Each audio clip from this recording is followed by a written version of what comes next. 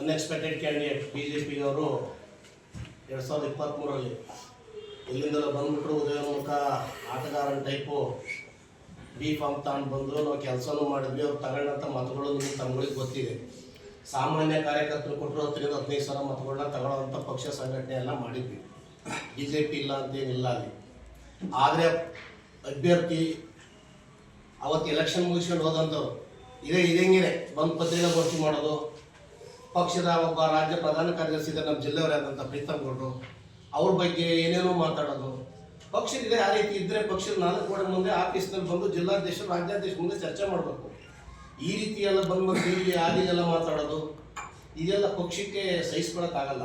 ಹಾಗಾಗಿ ಈ ವಿಚಾರನ ಈಗಾಗಲೇ ನಾವು ನಿನ್ನೆ ಜಿಲ್ಲಾಧ್ಯಕ್ಷರ ಗಮನಕ್ಕೆ ತಂದು ಈ ದೇವರಾಜ್ ಗೌಡರನ್ನ ಪಕ್ಷದಲ್ಲಿ ಇಟ್ಕೊಂಡ್ರೆ ನಮ್ಮ ಕಾರ್ಯಕರ್ತನ ಒಳ್ಳೆಯ ಕೇಳ್ತಿದ್ದಾರೆ. ಇರೋದೇ ನೀವು 3-3 ಜನ ಪಕ್ಷ ಕಟ್ಟಕ್ಕೆ ಒಡ್ಡಾಡ್ತಾ ಇದ್ದೀರಾ. ನೀವು ನಮ್ಮನ್ನೆಲ್ಲ ಪಕ್ಷಿ ಬನ್ನಿ ಅಂತ ಕರಿತಾ ಇದ್ದೀರಾ. ಅಲ್ಲಿ ನಿಮ್ಮ ದೇವರಾಜ ಗೌಡ ಅಭ್ಯರ್ಥಿ ಆಗಿದ್ದರೆ ನೀವು ಕಂಟ್ರೋಲ್ ಮಾಡೋಕ್ಕಾಯ್ತಲ್ಲ. ಈ ರೀತಿ ಹಿಂಗೆಲ್ಲ ನೀವು ರಾಜ್ಯ ಪ್ರಧಾನ ಕಾರ್ಯದರ್ಶಿ ರಾಜ್ಯ ಮಟ್ಟ ಸುಳ್ಳು ರಾಷ್ಟ್ರೀಯ ನಾಯಕ ಅಮಿತ್ ಶಾ ಅವ್ರು ಕಾಣುತ್ತೆ, ಮೋದಿ ಅವ್ರನ್ನ ಭೇಟಿಯಾಗಿದ್ದೆ. ಇದು ಯಾಕೆ ಪುಣ್ಯಾತ್ಮಿಷ್ಟ ಸುಳ್ಳು ಹೇಳ್ತೇನೆ ಏನು ಅನ್ನೋದು ನಮ್ಗೆ ಅರ್ಥ ಆಗ್ತಿಲ್ಲ.